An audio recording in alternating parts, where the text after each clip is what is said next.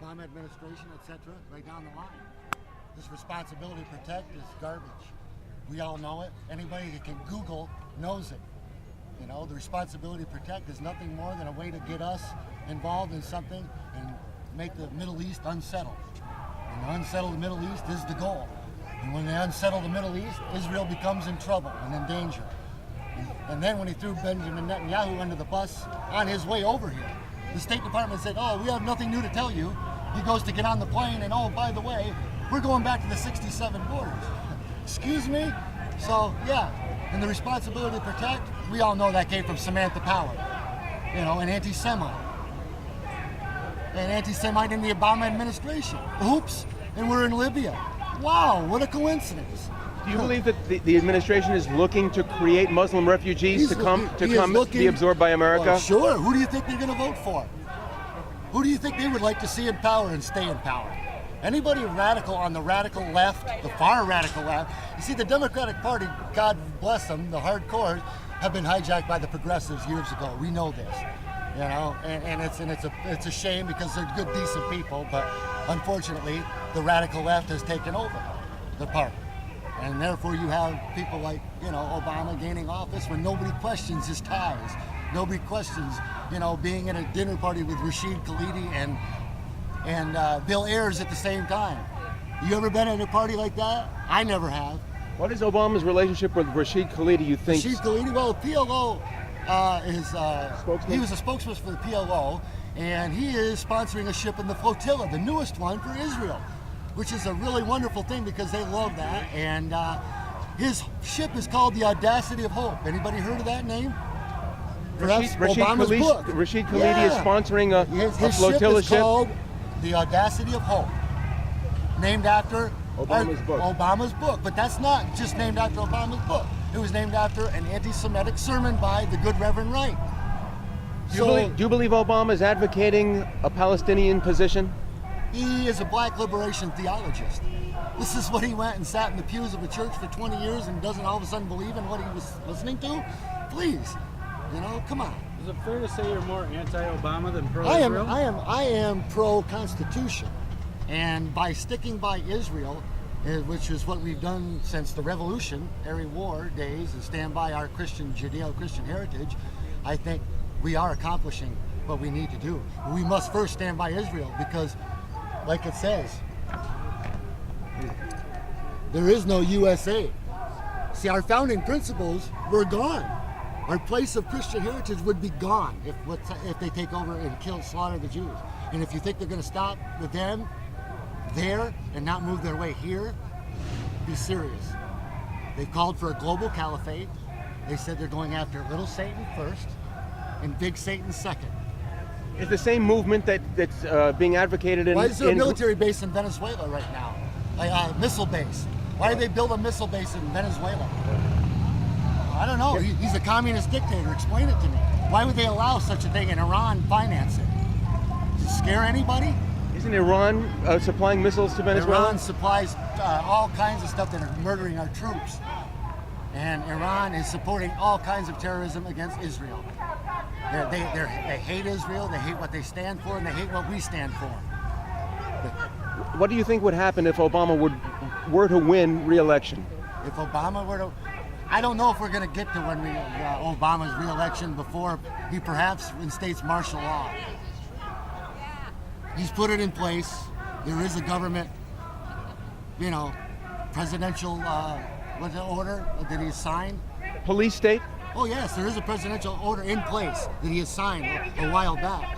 If you want to go on government, you know, us.gov, you can find it where he signed it, and he's going into, you know, I mean, persecuting. Before he was elected, he said we need an army stronger than as strong as our military. We can't just rely on our military. We need an army as strong. Why would you want such a thing? And for what purpose? He never explained, and nobody asked. Again. Are we seeing the whole picture here today, or is this We're seeing a big part of the picture right here. Yes. They're turning away from Israel and towards Islam, radical Islam. It's not just, I say, they're not just in favor of it.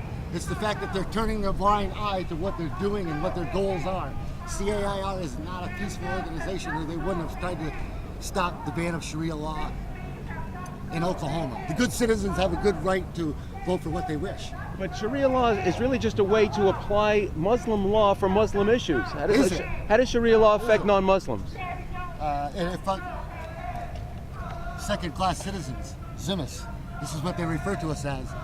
Christians or Jews living under Sharia law. You want one example? An adult male marrying a 10-year-old female. I've got an email at home that Hamas supported. There were 200 persons in a mass wedding. All the kids were this high, and all the adults were 25 years of age or older. And Hamas supported that. That's 2 years ago when they did that in the Middle East. Eric. There's a big difference between Sharia law there and here. That's concerned Christian. That's all. Abusing a minor. Just scared What's your the hell name? out of what they're doing What's my to name? Israel My and my name's Stan Judeo-Christian heritage. That's all. How do you spell your last name? Plain and SIDICK. simple. Who are you with? Peaceful I'm with message. Democast News. Who? Democast. Who is that? We do believe in what What King channel? said, unlike what It's the people online, on the Democast website News. across the street says. That the Martin Luther What would King, Sharia law mean, they're you doing think, it in his for name. for King Christians never in said by America? any means necessary. King was For for one thing, non-violence you only. would Right-wing extremists. eliminate Well, I've been freedom of concerned, religion. You think they would try to persecute Christians in America? Look at what they do in any government where they are the majority. They do that right down the line. They start by giving you a special tax against a non-Muslim, and they go up from there.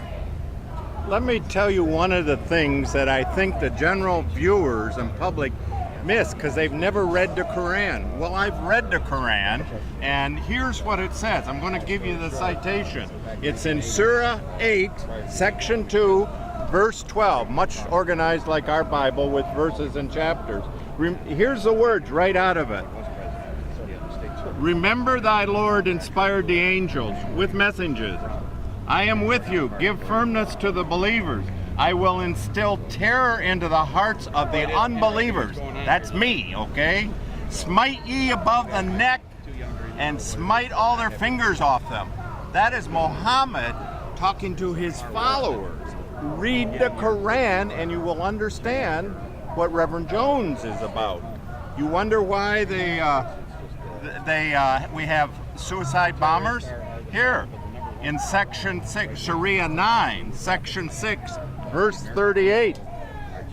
Ye who believe, what is the matter with you, that when ye are asked to go forth in the cause of God, ye cling heavily to the earth? Do you prefer life? Do you prefer life of this world to the hereafter? But little is the comfort of life as compared to the hereafter. Well, Christians believe in the hereafter. Yes, but this is the words that inspire those who act in God to smite these suicide bombers. Terrorism. Absolutely, all of that. We are the great Satan. All right, we would like to start. What's your name? John Wagner, W-A-G-N-E-R, Where are you from? New Boston. New Boston, Michigan? Yeah, real As local. we can see, which is